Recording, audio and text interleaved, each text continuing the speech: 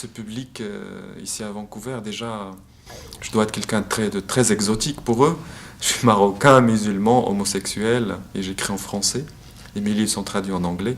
On est déjà dans une communion avec les gens, avec le public, et il faut qu'on crée une émotion. Et parfois, cette émotion, j'avais en tout cas l'impression hier que c'était une émotion au premier sens du mot, si je peux dire.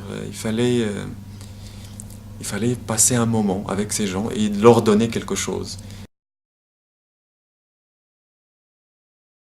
Ils m'ont posé des questions sur l'homosexualité dans le monde arabe, au Maroc, sur l'homosexuel que je suis, comment j'ai vécu, comment j'ai fait mon coming out, les difficultés.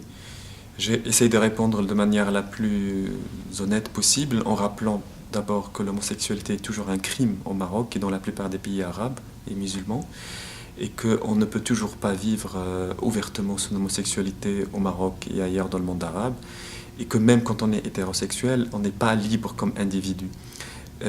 Alors on dit souvent que ce sont les sociétés qui sont conservatrices, que les gens sont trop conservateurs. Moi je pense que c'est l'inverse. C'est pas une histoire de mentalité conservatrice, mais plutôt de politique et de loi. J'ai parlé aussi du printemps arabe et j'ai dit que malgré toutes les difficultés que connaît ce printemps arabe depuis 2-3 ans, il ne faut pas s'arrêter devant ces difficultés-là, parce que le printemps arabe a commencé dans les têtes. Et ça va prendre un peu de temps pour réaliser toutes ces ambitions. Mais l'essentiel, c'est que quelque chose a été initié. Les Arabes, ils ont compris que pour changer, il faut sortir dans la rue. Et bon, l'idée d'être écrivain d'une manière très sérieuse ne m'a jamais traversé l'esprit, même si j'ai publié plusieurs livres. Il me reste toujours une sorte de sentiment d'illégitimité dans l'écriture et la littérature. C'est comme si quelqu'un comme moi, du milieu d'où je viens, n'est pas censé écrire et n'est même pas censé apprendre et maîtriser la langue française. Pourquoi ce complexe? C'est pas un complexe, c'est une réalité. C'est-à-dire que le français tel qu'il est utilisé au Maroc n'est pas pour les petites gens, les classes pauvres comme la mienne, comme ma classe, le monde où je suis né.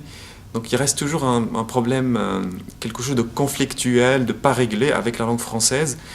J'ai toujours eu ce sentiment-là que le français était une langue pour arriver, langue d'embourgeoisement. Le rêve d'aller à Paris est né en moi très très tôt, vers l'âge de 12-13 ans. Alors je ne saurais pas trop l'expliquer, mais je pense d'une manière générale que tout être humain doit passer par là, qu'il soit homosexuel comme moi ou pas. Parce qu'on ne peut pas grandir, on ne peut pas tout simplement essayer de faire des choses d'une manière simple et libre.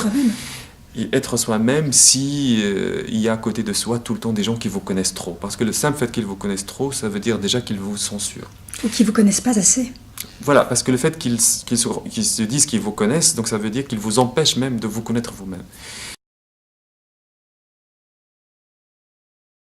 À l'époque, je ressentais beaucoup d'étouffement, mais plus je vieillis, plus je me rends compte que, en fait, cet étouffement que je ressentais ne me concernait pas que moi. Et je pense que l'écriture, d'une manière générale, si elle ne me permet pas d'arriver à ce genre de réflexion, c'est-à-dire partir de soi pour arriver aux autres, ce n'est même pas la peine d'écrire.